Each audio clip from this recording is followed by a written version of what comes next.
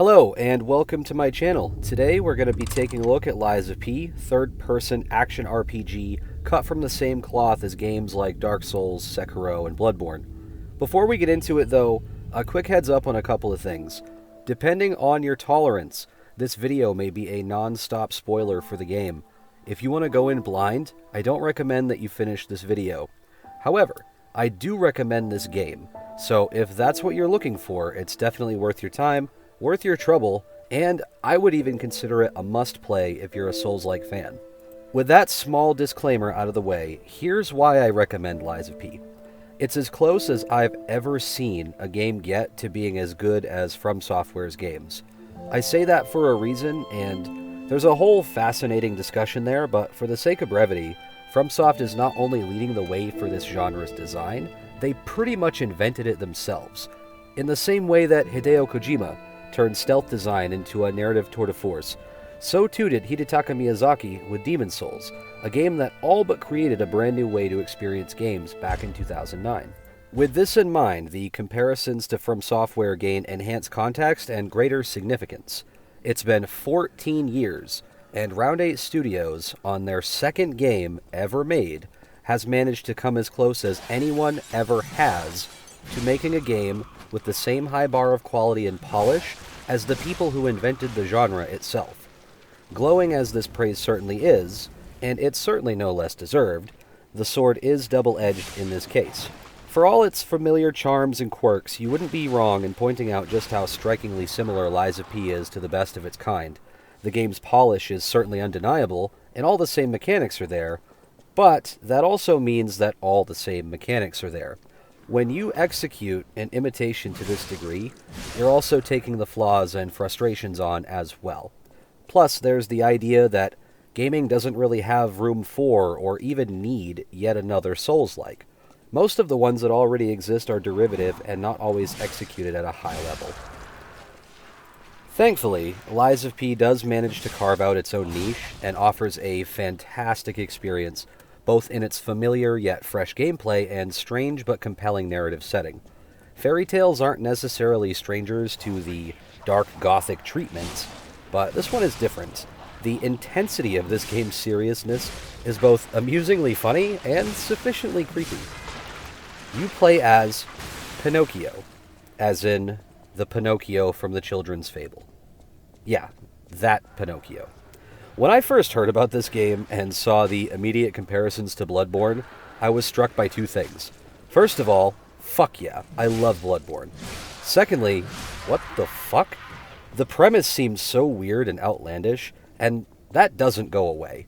In fact, you may be pushed off this game in the same way that you would be pushed off from watching a live-action Disney movie. I'm here to tell you that this game is actually fucking badass, though. You might be wondering how a weird Bloodborne clone where you play as Pinocchio could possibly be cool.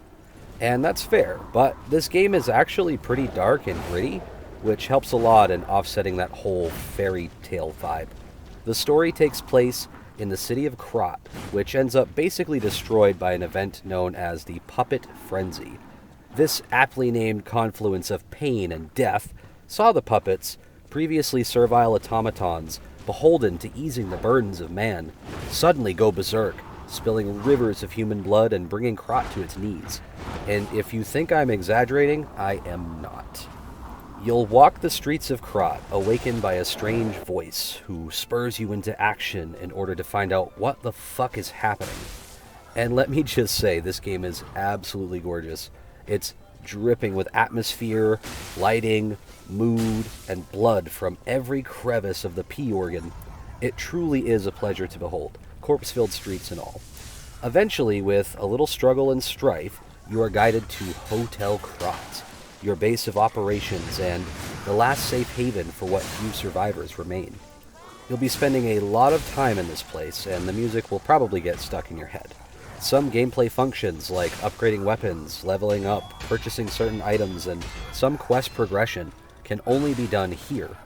Otherwise, you'll be making your journey through dangerous alleyways, a hostile factory, a decaying swamp, and some other locations I don't really want to spoil here. As for the gameplay, this shit is ripped straight from multiple Soulsborne titles. You've got the parry system from Sekiro, but slightly different. You've got the rally and dash systems from Bloodborne, but slightly different. And you've got the exploration from Dark Souls, but slightly different. As far as parrying goes, it's definitely the most important aspect of combat, and the game encourages you to get good at it. I actually found this pretty annoying, not because I hate parrying, but because there's a slight lack of precision in the animations, which directly contrasts the abundance of precision that you are required to produce. Let me explain. You can either perfectly parry the attack, negating the damage and slowly filling up your enemy's stagger meter, or you can whiff the timing and either block the attack, taking a little damage, or miss and eat the whole thing. When you block the attack, you'll still take damage, but you can actually get this health back by attacking, just like Bloodborne's rally system. However, there's no limitation here. As long as you can deal all of the damage necessary, you can completely recover your lost health. Sadly, this doesn't always work in practice. When you're not fighting enemies and bosses, you'll be exploring the world, which works much like the world in Dark Souls. You'll find bonfires where you can rest, switch your equipment out, and teleport back to the hotel. You'll defeat packs of regular enemies, encountering elite enemies at a slower pace, but these guys usually indicate an item drop or a shortcut ahead, so they make for good environmental signaling. And finally, stretches of the game will be punctuated by a boss fight, some hard and some really fucking hard. And honestly, I love this shit. It's all really well done. When you do finally get the parry timing down on a tough enemy and it unlocks a shortcut that lets you skip that entire goddamn stretch, the feeling is bliss. You also get cool item drops from time to time, which somehow feels less rewarding than the shortcuts, but still good. I do have a few complaints, however. First of all, there's no poise in this game. I understand why there's no poise, but it still sucks. I mentioned that abusing the rally system doesn't always work. That's because enemies will always interrupt you when they hit you. That means more damage taken and less time to get that health back. This problem is exacerbated over the course of the game, but really starts to show its teeth in the last couple areas. Eventually, dodging, dashing, and rallying health back are pretty much fucking useless. Like Sekiro, you must learn to parry at this point. The other reason a lack of poise sucks is due to the way staggering enemies works. If you manage to hit and perfectly parry an enemy enough, their health bar will turn white. This is an indicator that they're open for a stagger, which leads to a fatal attack. Fatal attacks deal massive damage and prevent the boss from reacting during the animation, so you want this to happen as much as possible. The problem is that the window is short, enemies do not stop attacking while their health bar is white, and to activate the fatal attack you must hit them with a fully charged R2. Fully charged R2s are fucking hard to pull off, requiring even more precise timing than a perfect parry does. If you get hit while charging it up, your attack is cancelled, you take full damage, and the window for staggering has more than likely disappeared. You do find a bit of a cheesy way to guarantee a stagger without a charged R2 at some point in the game, but it's a bit cumbersome and expensive. Like all the other Souls-like games, Liza P has consumables that you can use on demand for various effects or attacks. You have your essential healing consumable, weapon buffs, think resin, repair kits, potions that resist or cure status effects, and currency consumes. Health consumables and repair kits are actually particularly interesting in this game. You've got a set amount of charges on your healing item, but if you use them all, you can refill a charge and get a heal back by attacking your enemy a bunch of times. Later on, you unlock a skill system called the P-Organ, not that, which lets you modify, among other various gameplay elements, how these charges refill. Sadly, this game does have weapon durability. Even more unfortunate, it actually matters. Many times I've had to repair my weapon mid-fight, which is fucking intense and sometimes annoying. If your weapon breaks completely, you either have to return to Hotel Krot or use a consumable repair kit. You do have an infinite repair item usable in combat, but it's not super quick and takes a second to bring a weapon to full repair. You also can't use it if your item is completely broken. This repair item also eventually gains the ability to provide various status effect buffs, although with limited uses. Think like setting your sword on fire or causing it to deal electric damage. Using the P organ system, you can make the repair process speed up or even reduce the amount of durability damage your weapons take from attacking and blocking. Lies of P also has throwable items, and they're actually useful in this game. They come in various forms like saw blades, sharpened pipes, and canisters filled with acid, fire, or lightning. Each different item does damage and applies effects that correspond to it. Bottles of fire light enemies on fire, saw blades attach to your target and hit multiple times, etc. Some of these items can trigger various status effects which align with their elemental property. There is one item which I sort of mentioned earlier. This is the shot put, and it allows you to trigger a stagger without a fully charged R2. But like I said, this is somewhat expensive and a little cumbersome. Since you play as a puppet, it only makes sense that you are made of puppet parts. Duh. To that end, the game gives you a special tool called the Legion Arm. This little thing is so fucking cool. You get an arm that shoots a grappling dart at your enemies, pulling you to them or them to you based on size and weight. You get one that breathes fire, one that blasts lightning, another that sprays acid, and a few more that I won't spoil. I love this system, and it's actually really good. It feels almost like pyromancy, but more varied and consistently impactful, even if you don't build into it.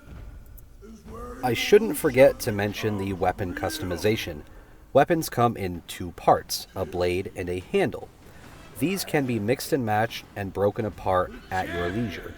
The blade can be upgraded and comes with scaling ratings which are directly impacted by your stats, which you level up at bonfires using souls or ergo. The handle is what determines your moveset and your fable arts, special abilities that charge up with successful hits in combat.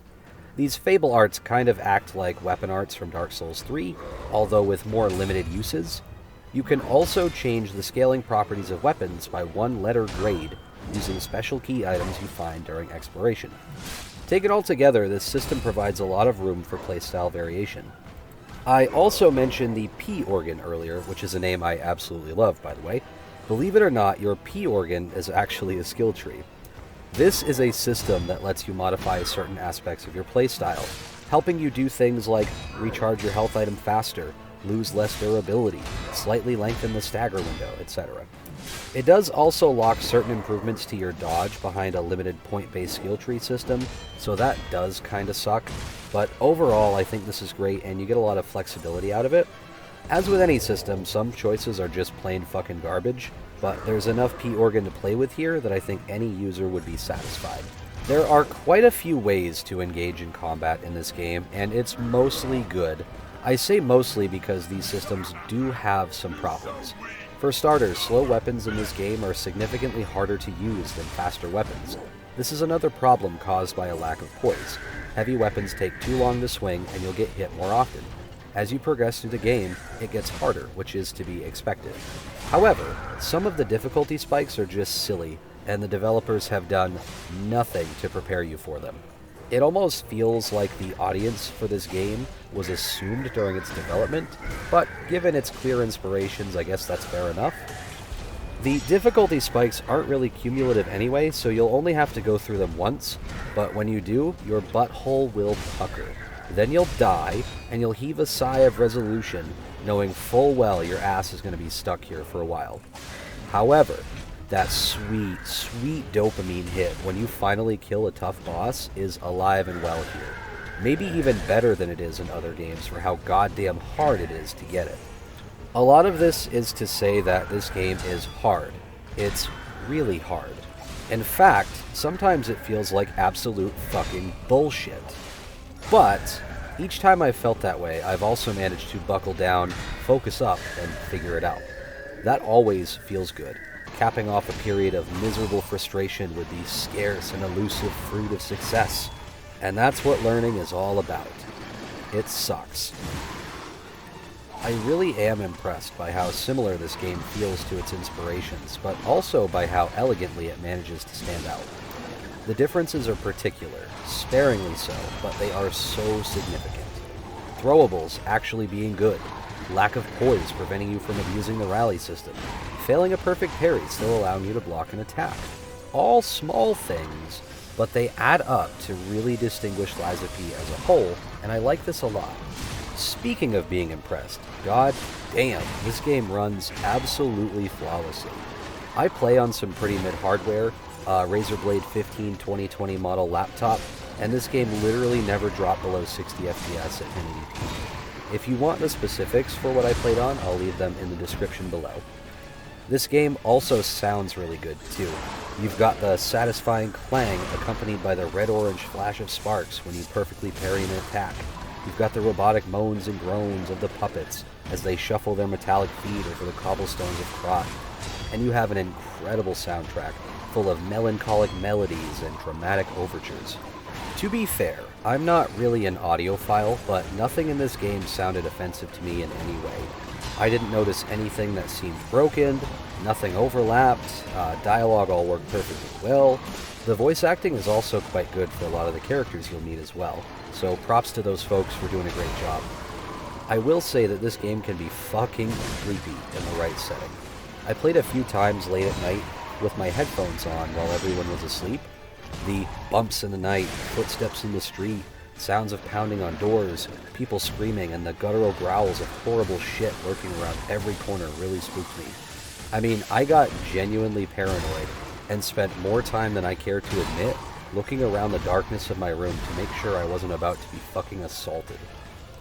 On a technical note, I didn't experience any bugs or graphical glitches at all in my 30-plus hour playthrough. I did notice some slight pop-in during the first few hours of gameplay, but that's about all I have to report. The game will have to build a shader cache the first time you start it up, but I'm pretty sure that's a big part of why it performed so well in the first place. The only time I ever really felt something happened, which was unfair or out of my control, was when I successfully staggered an enemy, only for them to continue attacking me while I engaged the fatal attack. I died in the process, which I truly believe should be classified as some bullshit. But there are some enemies that actually do this regularly, so fuck me, I guess. In terms of overall game length, it's really hard to tell with this genre. I know a lot of people are conscious about the whole price-to-length ratio thing. On average, if you explore thoroughly, open up as many shortcuts as you can, complete quests, and collect a bunch of stuff, you're probably looking at 30 hours for a $60 game. Although if you get stuck on something for a long time, you might get way more than your money's worth at that point. Notably, Lies of P is on Game Pass, which is actually where I played it. I will be purchasing a copy at full price because I like the game so much, and I think the hours I've put in are worth what they're asking. But if you're not sure and want to give it a shot without investing the full price, you can check it out on Game Pass for, I believe, around $10 for the PC version. So, my overall experience with this game was positive. I love the setting and atmosphere. It's really cool, dark, gritty, and creepy. Not downright scary, but it can toe the line from time to time. I love Souls-likes in general, and this one is executed to a high level of polish, contending with even FromSoft in terms of quality. But more than that, Lies of P also manages to set itself apart from the competition well enough, even if only in the details. One other thing I appreciate about this game is that it truly is relatively short, taking less time to beat than Sekiro took me, despite having some moments which rival that game's most difficult. I am endlessly impressed at how well this game runs as well.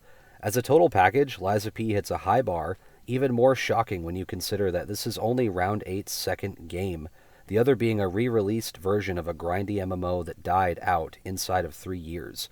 They really have no business making a game this good with that track record, and I don't mean that disrespectfully, but as a point in their favor. It seems like they got to work on something they actually enjoyed making, and I truly can't wait to see what they do next. I do have a few negatives, but thankfully they're minor and are essentially overshadowed by all of the other points of quality that Lies of P has to offer. Firstly, the lack of poise really does make this game more difficult than it has to be. I understand that poise could potentially break the game, given how the rally system works, but as a player looking for an even-keeled experience, that's not my problem to solve. If I had to solve it, I would have just copied Bloodborne's formula verbatim and restricted how much health could be recovered from a blocked attack. I also think this game's difficulty is just fucking insane at some times. The first time you fight a boss with a second phase, it's rough. But the next time you fight a boss with a second phase, the health, damage, and length of attack combos just goes through the fucking roof. And this trend continues in the wrong direction for the rest of the game. I also couldn't help but notice that the narrative and setting inspirations gave the whole game a barely noticeable undercurrent of goofiness. I say barely noticeable and I stand by that, but I can't imagine taking something like the Puppet Frenzy as seriously as something like the Horus Heresy from Warhammer. All that said, at the end of the day, Lies of P is the best non-FromSoft Souls-like I have ever played. And if you're a fan of the genre, I would recommend this at full price, even more so if you've already got a Game Pass subscription. This is an absolute must-play for Soulsborne fans, and while it does fall just short of a masterpiece for me, I will be playing it at least twice nonetheless. If you've made it this far, thank you very much for watching. I truly appreciate you for giving me your time and attention, and I hope you like this review. Making content is a surprising amount of work, and your support does not go unnoticed. If you've got the time, I would love some feedback, even if it's as simple as a like or dislike, a comment, or a sub. That's all I've got for you today, but I'll be back with some more reviews, discussions, and gaming content soon. Until then, thanks for watching, and remember to always be mindful. If you enjoyed Lies of P and are looking for something else to scratch that difficult, rewarding gameplay itch, I would humbly suggest checking out a little-known game called Hollow Knight. While technically a Metroidvania, Hollow Knight still carries a lot of the core trademarks of a Souls-like experience. You've got difficult bosses, upgradable weapons, unlockable shortcuts, level progression, and an all-around tough-as-nails combat experience.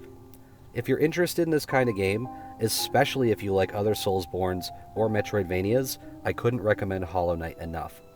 Thanks to Round 8, Team Cherry, and From Software for all the awesome games discussed here today, and thank you for watching.